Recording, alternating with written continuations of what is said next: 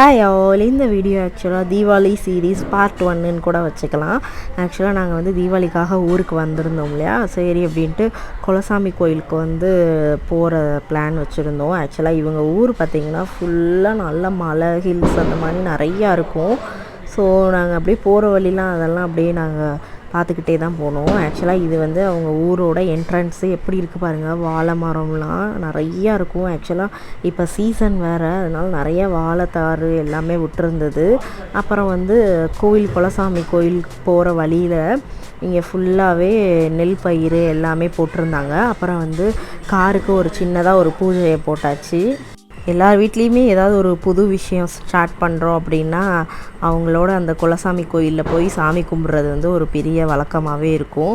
So அதே மாதிரி தான் அங்கே பாருங்கள் எப்படி மேகமலை தொடர்ச்சி. ஆக்சுவலாக இது வந்து சிறுமலை தொடர்ச்சி அப்படின்னு நினைக்கிறேன்.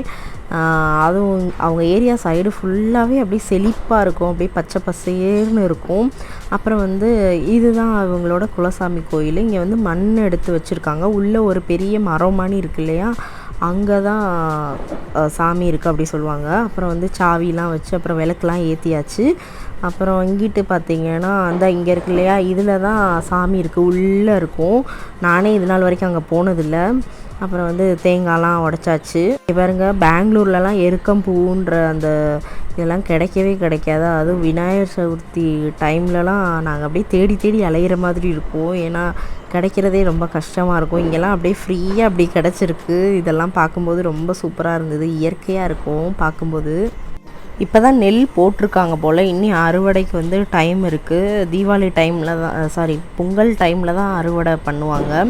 ஸோ அப்படியே அந்த இதெல்லாம் பார்த்திங்கன்னா அப்படியே கோல்டன் கலரில் இருக்கிற மாதிரி இருக்கும். அப்புறம் வந்து இந்த ட்ரெஸ் எப்படி இருக்குதுன்னு கமெண்ட்ஸில் சொல்லுங்கள். ஆக்சுவலாக இது வந்து எங்கள் அத்தை தான் எனக்கு வந்து ஸ்டிச் பண்ணி கொடுத்தாங்க. இது வந்து போன வருஷத்துக்கு முந்தின வருஷம் தம்பி வயிற்றில் இருக்கும்போது ஒரு தீபாவளிக்கு ஸ்டிச் பண்ணி கொடுத்தாங்க, பேபி ஃபோட்டோ ஷூட்டுக்காக.